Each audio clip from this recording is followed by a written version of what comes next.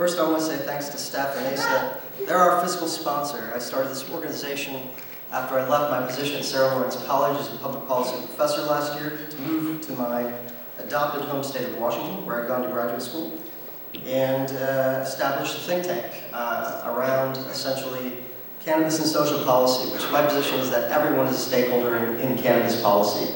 So when you're making cannabis policy, you're making environmental policy, you're making medical policy, you're making racial policy, you're making all sorts of policies. So it's important for you to understand that I'm a social scientist. I'm a doctor, but I'm not that kind of doctor. However, I do want to make the case that we're quite important and there's not enough of us actually working right now. And hopefully we'll be able to say something about that. So my original partners in this, Dr. Sunil Agarwal and Dr. Michelle Sexton, we have lost Sunil because he's recently had a baby and has been going like crazy and finishing his residency, and really just came to a point where he needed to lighten his load. And I've been amazed and very grateful for his 9 months of service, and he's stepping down also as an ASA board member. Michelle Sexton, Dr. Michelle Sexton and I continue on with it, and actually if you want to move to the next picture, you should have... Oh, great, thank you. Okay, that's fine. Yeah. So first I want to say something Michelle has been up to, and Michelle's an ND, and she worked on the pharmacopoeia, and more recently she's been releasing slowly, as her and Lori Mischke have been analyzing the data on a survey about cannabis use, and this is an infographic one of our interns created for the study.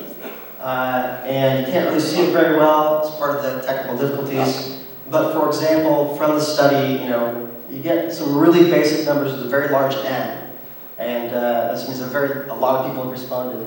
And you can see, I hope you can read maybe the third one down, at the very least. Do you use cannabis medically, recreationally, or both? And you've got, currently those answers stand at 29, 31, and 40, which means, very interestingly, that a minority of respondents actually responded as only recreationally. So there's lots of very, very interesting bits of data coming out of that study. And the infographic is ready. We've been dealing with Bastille, under whose auspices Michelle conducted it, Michelle and Lori conducted it. And they have had some requirements on us that cause us to release the information a little more slowly than we'd like. But the infographic is here, and the survey is still up to be taken. So, that said, I want to talk a little bit about my own work and my own relationship to medical cannabis, which happens in two ways. One, as the executive director of the center, I've been participating in medical cannabis policy defense in Washington State. I didn't actually plan on doing that, but events in Washington, as it turned out, the state of Washington, have caused a serious challenge to medical cannabis, the concept and practice in Washington State. There's a very interesting direct side result of legal cannabis in the state. So this is something that everybody should be taking a look at, paying attention to, as we go forward, the kind of challenges we're facing that are pitting medical against legal, when actually the two should be going together. These are challenges we're going to be facing as we go forward in the rest of the country and throughout the world, as the reactionary forces against cannabis reform choose to legitimize one over the other. Or decide that the legitimation of one means that the other one can't possibly be true, right? There's no such thing as recreational medicine. Here to tell you that recreation is medicine, and also that I'm from sort of the radical wing of the cannabis reform movement, in which I think all cannabis use is medical.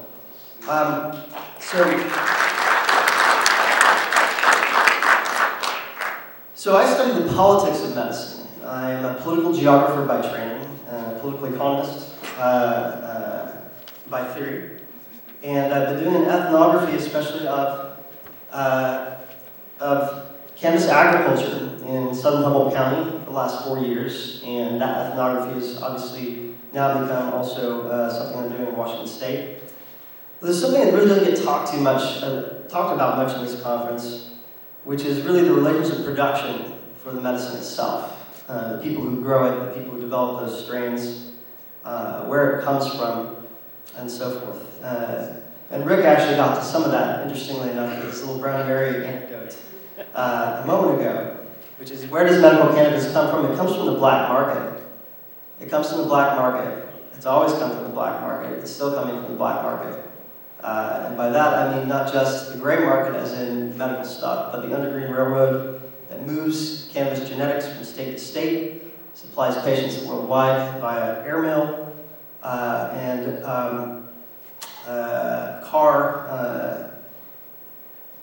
cannabis is trafficked. Medical cannabis is trafficked, not just recreational cannabis. It's important to understand that. So if we go to the next image, please. That was Michelle and I. That was supposed to be the first image, and I'm going to try this. There we go. So actually, one of my research subjects from several years ago, Lawrence Ringo of Soham Seeds, is in fact one of the pioneering high CBD breeders in the world. In early January, he was diagnosed with late-stage lung cancer, and he passed away Friday night.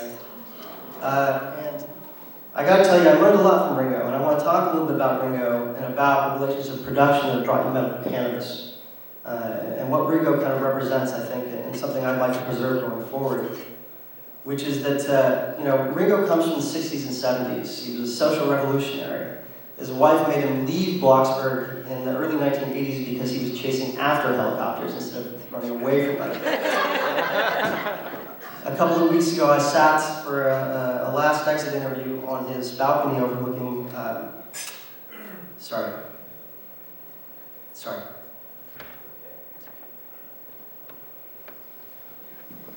It was like he could still see the helicopters, and he still wanted to shoot them down. It's hilarious. He could barely speak, and he was physically frail, but his passion for the politics of cannabis also were matched by his passion caring for the human race.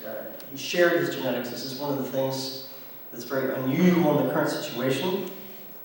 A lot of high CBD producers are attempting to corner their part of the market by promoting their particular brand and saying their particular strain does this or that.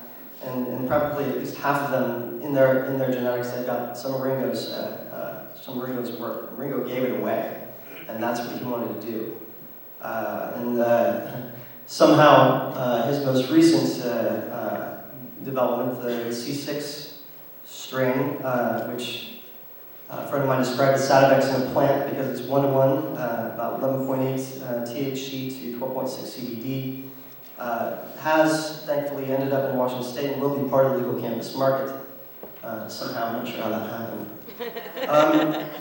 So the thing about Ringo and his contribution is that it lives on through the Lost Coast Botanicals Cooperative in southern Humboldt County, which is, I think, one of the most fascinating developments within cannabis, and one that I hope the way they're doing things will hopefully become a model for other people to do things. And what they're doing is hybridizing their radical environmental politics with their radical medical politics, oriented towards sharing, creating sustainable livelihoods for the homesteaders in the hills, and getting medicine to patients.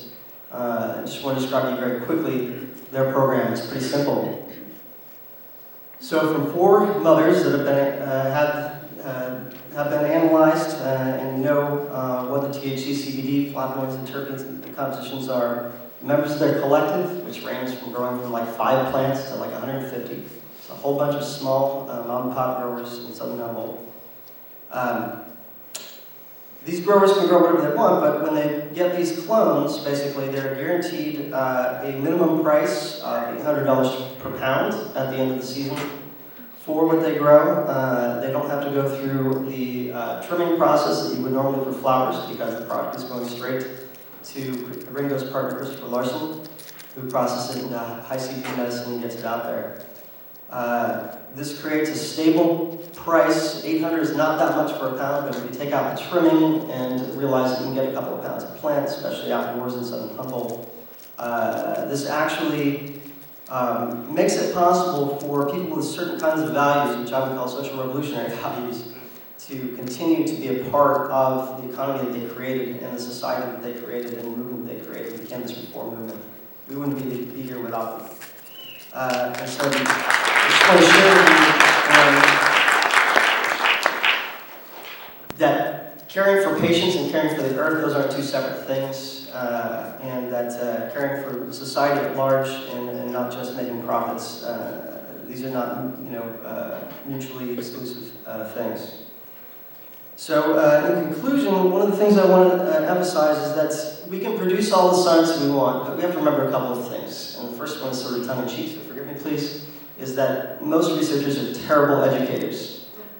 They do great research, but they don't know how to make what they create get to the right people to do the right things.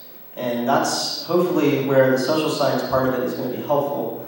I come from a social movement studies background. One of the reasons why I bonded with Steph at first was she's a veteran of the WTO protests in 1999. She gets the big picture.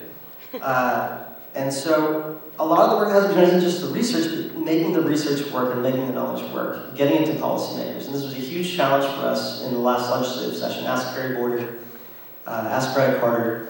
The legislators in Washington State were trying to make policy about something that they had absolutely no idea about, and they were making a mess of it. So one of our projects going forward with the center, really around medical marijuana, is actually legislative education. We're really going to be hammering on that in the intersession. So much of the work to be done is in fact cultural, and actually all science is cultural as well, but I won't get into that lecture. I'll just leave it at that. Thank you very much. Thank you.